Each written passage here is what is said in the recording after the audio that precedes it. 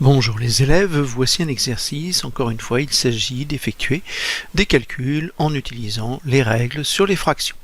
On vous demande à nouveau une fraction simplifiée comme résultat. Je vous laisse traiter tout ça, puis nous nous retrouvons pour la correction. Alors pour la première, nous avons la division entre deux fractions. On a donc la fraction 21 quarts sur la fraction 7 huitièmes. Nous avons vu que pour diviser par une fraction, il fallait multiplier par son inverse. On va donc multiplier par l'inverse de 7 huitièmes, qui est donc 8 septièmes. Avant d'effectuer les multiplications, on va décomposer 21, 8, 4 et 7 en produits de facteurs premiers, ce qui nous simplifiera grandement la simplification de la fraction.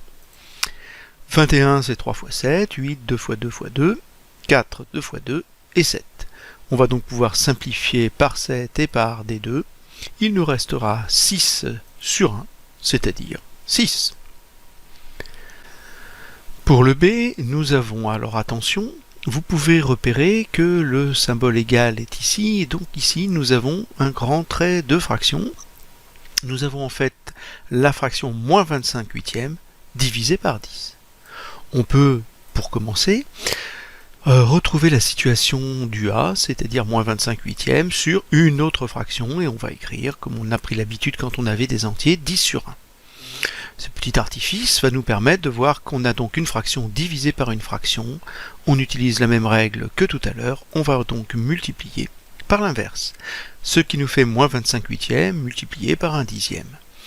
Première chose, le signe du résultat va être négatif, puisqu'on multiplie un négatif par un positif. On va encore une fois décomposer.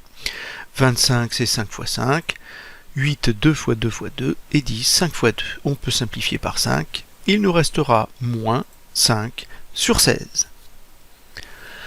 Pour le C, nous avons une parenthèse divisée par un autre calcul entre parenthèses. Nous allons donc devoir d'abord effectuer les calculs entre parenthèses qui sont prioritaires, puis nous aurons une fraction divisée par une fraction. Il s'agira encore une fois de multiplier par l'inverse.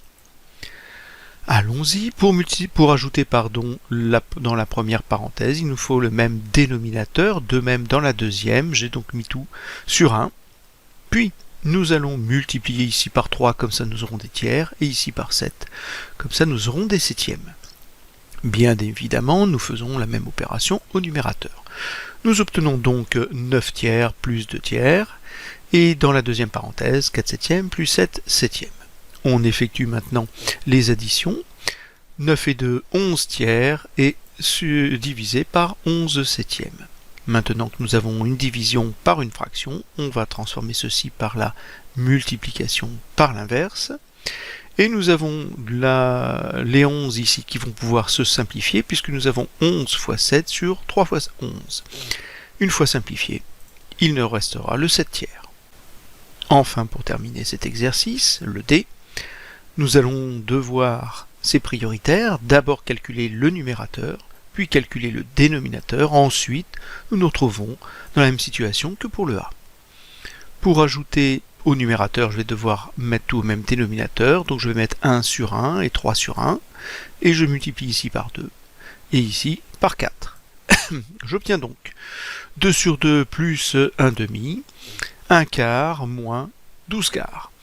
Ce qui nous fait 3 demi sur moins 11 quarts, et nous allons multiplier 3 demi par l'inverse de moins 11 quarts, c'est-à-dire moins 4 onzièmes.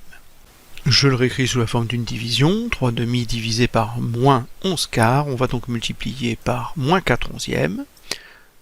On va, au lieu de faire la multiplication, décomposer en petits produits de facteurs premiers. Juste une chose, comme nous multiplions un positif et un négatif, le résultat est négatif. On obtient donc moins 3 fois 2 fois 2 sur 2 fois 11. On peut simplifier par 2. Il nous restera donc moins 6 onzièmes. Voilà pour le dernier calcul de cet exercice.